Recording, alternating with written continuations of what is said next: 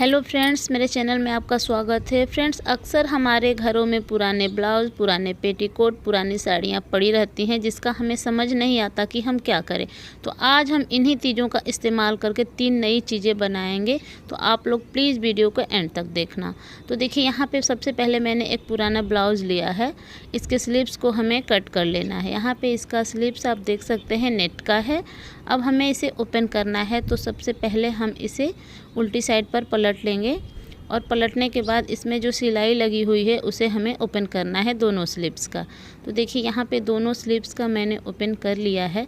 अब हम इसको अच्छे से बिछाकर सेट कर लेंगे और साइडों में जो टेढ़ा मेढ़ा है हम इसे कट करके बराबर कर लेंगे। अब हमें इसी के साइज का लाइनिंग के लिए कपड़ा और फोम लेना है और दोनों स्लीव्स को उसके ऊपर रख कर हमें क्विल्ट कर लेना है। तो देखिए, यहाँ पे हम इस तरीके से अच्छे से सेट कर लेंगे, उसके बाद क्विल्ट कर लेंगे। अब साइडों से जो एक्स्ट्रा है हम उसे कट करके निकाल देंगे। तो ये कुछ इस तरीके का आएगा। ये देखिए, अब इसकी जो लंबाई है वो 16 इंच है और चौड़ाई यहाँ पे 10 इंच है। तो इसे हमें पहले देखिए इस तरीके से 10 इंच लंबा मार्क करना है यहाँ पे। अब 10 इंच हो गया, ऊपर की साइड हमारा 6 इंच बचेगा। और देखिए, इस तरीके से एक बार और फोल्ड करना है नीचे की साइड से, तो ये 5 इंच पे आएगा। तो इस तरीके से हमें यहाँ पे मार्क कर लेना है। अब 10 इंच लंबा हमें कपड़ा लेना है और दोनों साइडों से हमें फोल्ड करके डबल स्टिच कर लेना है, कुछ इस तरीके से। अब इसे हम जहाँ पे हमने 5 इंच पे मार्क किया है फोल्ड करके, वहाँ पे सेट करेंगे इस तरीके से फोल्ड करके और हम स्टिच कर लेंगे।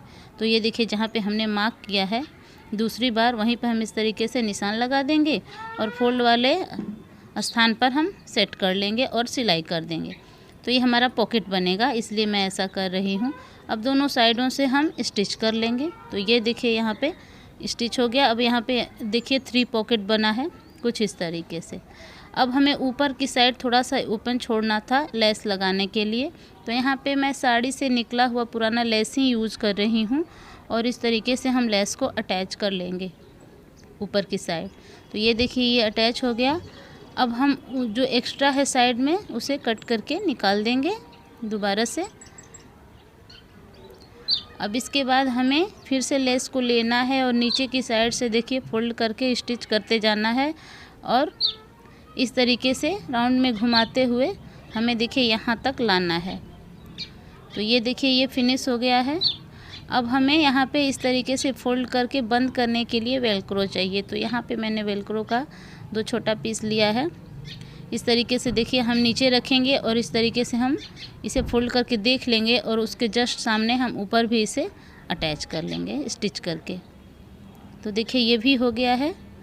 अब इसके बाद हमें इसके लिए डोरी लगाना है। तो डोरी के लिए मैंने यहाँ पे रेडीमेड डोरी का इस्तेमाल किया है। आप चाहें तो कपड़े को फोल्ड करके भी बना सकते हैं या फिर जो लेस मैंने यूज किया है उस लेस का भी आप इस्तेमाल कर सकते हैं डोरी के लिए। लेकिन मेरे पास रेडीमेड डोरी था तो मैं उसी का यूज़ कर रही हूँ।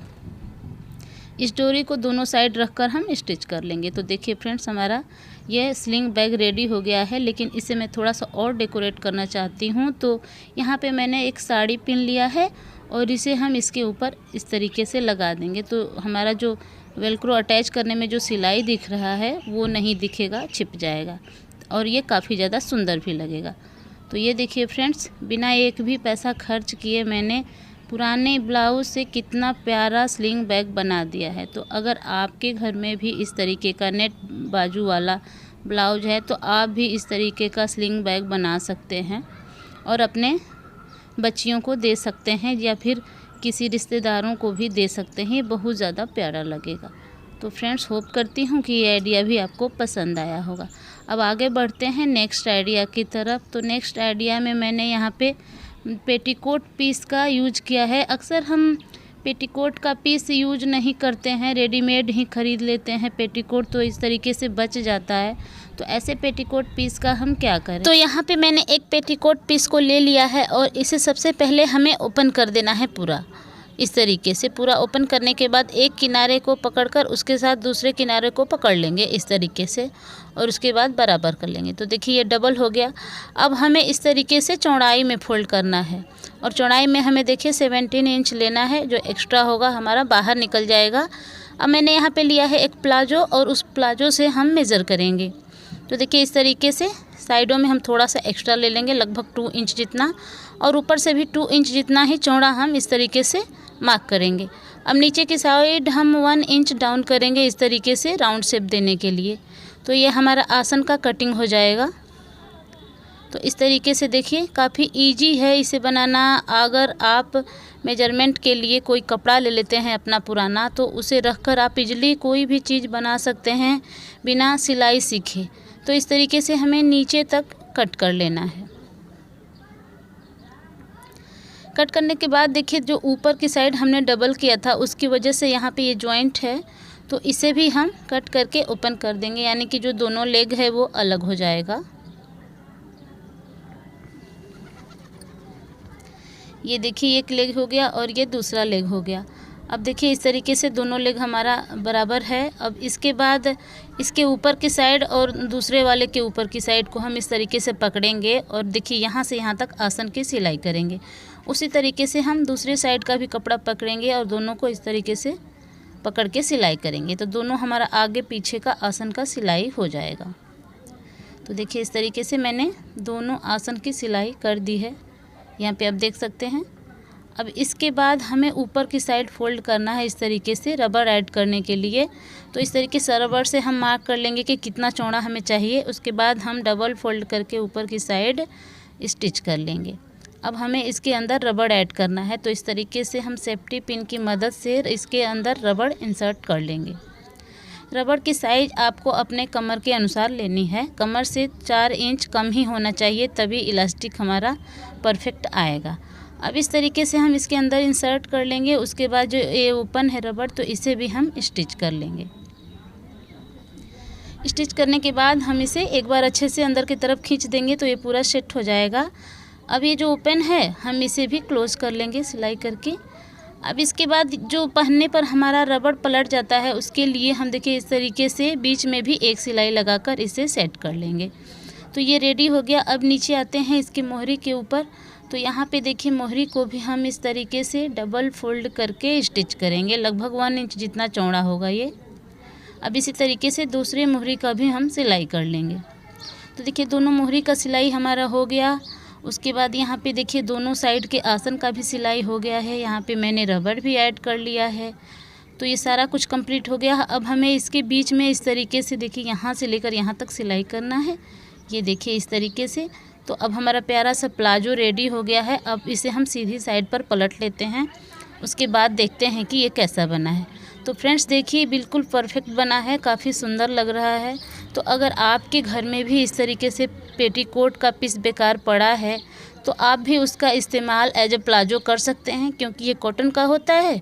तो आप इसे गर्मियों में यूज़ कर जाएंगे, काफ़ी आरामदायक बनता है। फ्रेंड्स आप ये आइडिया ज़रूर ट्राई कीजिएगा। अब आगे बढ़ते हैं नेक्स्ट आइडिया की तरफ। तो इसमें मैंने पुरानी साड़ी का इस्तेमाल किया है। तो देखिए सबसे पहले मैंने यहाँ पे 2 साड़ी ली है। अब एक साड़ी के किनारे को देखिए इस तरीके से पकड़ना है और इसे हमें लंबाई में फोल्ड करना है, चौड़ाई में फोल्ड नहीं करना है। देखिए लंबाई में मैंने इसे डबल कर लिया है और डबल करने के बाद हम यहाँ पे सीजर की हेल्प से छोटा सा यहाँ इसमें नोचिस लगाएंगे, कट लगाएंगे। और उसके बाद देखिए हम इसे हाथों से ही पकड़कर इस तरीके से इसे हम फाड़ देंगे, यानी कि 2 पार्ट में हम इसे डिवाइड कर देंगे। तो इस तरीके से हमारा 2 पार्ट हो गया। अब दूसरी साड़ी को भी हम इसी तरीके से पकड़ेंगे, लंबाई में हमें ऐसे डबल फोल्ड कर लेना है, बराबर देख लेना है। और उसके बाद छोटा सा नोचिस लगाना है सीजर की हेल्प से। और उसके बाद इसे भी हमें 2 पार्ट में डिवाइड कर लेना है। तो इस तरीके से हमारा 4 टुकड़ा हो गया यहाँ पे। अब जो हाफ पार्ट हमने डिवाइड किया है उस हाफ पार्ट को हमें लेना है और एक बार और हमें इसी तरीके से कट कर लेना है। तो देखिए ये 4 पार्ट में डिवाइड हो गया, यानी कि एक साड़ी को मैंने 4 पार्ट में कट किया है। सारे पार्ट को हमें एक एक करके ज्वाइन कर लेना है और साइडों की भी सिलाई कर लेनी है, क्योंकि इसके थ्रेड काफ़ी ज़्यादा निकलते हैं। और उसके बाद देखिए हमें इस तरीके से राउंड राउंड करके एक हमें गोला तैयार कर लेना है। अब हमें क्या करना है कि इसे देखिए इस तरीके से हमें पकड़ना है और उसके बाद देखिए हम ऐसे डबल करेंगे इस तरीके से रस्सी को। और उसके बाद हम एक यहाँ पे नोट लगाएंगे, गांठ बांध लेंगे अच्छे से।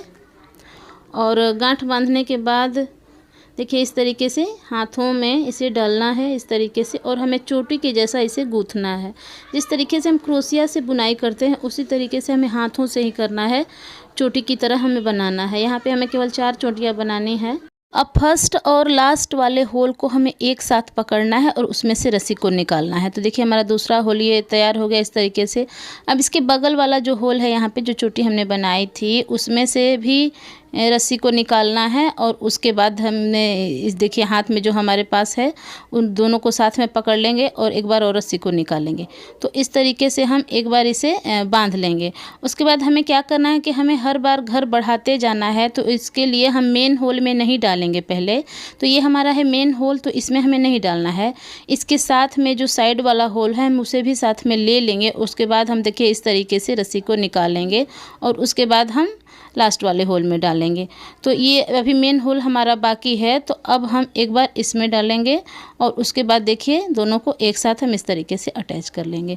तो इससे क्या होगा कि हर बार हमारा एक नया होल जैसे बढ़ता जाएगा। जैसे कि हम फंदा बढ़ाते हैं जब हम बुनाई करते हैं तो स्वेटर की, उसी तरीके से हम होल बढ़ाने के लिए यहाँ पे पहले देखिए नीचे से इस तरीके से हम एक चोटी निकालेंगे इस तरीके से, और उसके बाद देखिए जो मेन होल है हमारा अभी बाकी है तो उसमें से भी हम एक बार इस तरीके से धागे को निकालेंगे। तो इस तरीके से क्या होगा कि एक घर में हमारी 2-2 चोटियाँ बनती जाएंगी, जिससे कि ये बढ़ता चला जाएगा। इसे बढ़ाने के लिए हमने यहाँ पे चोटियों को बढ़ाया है।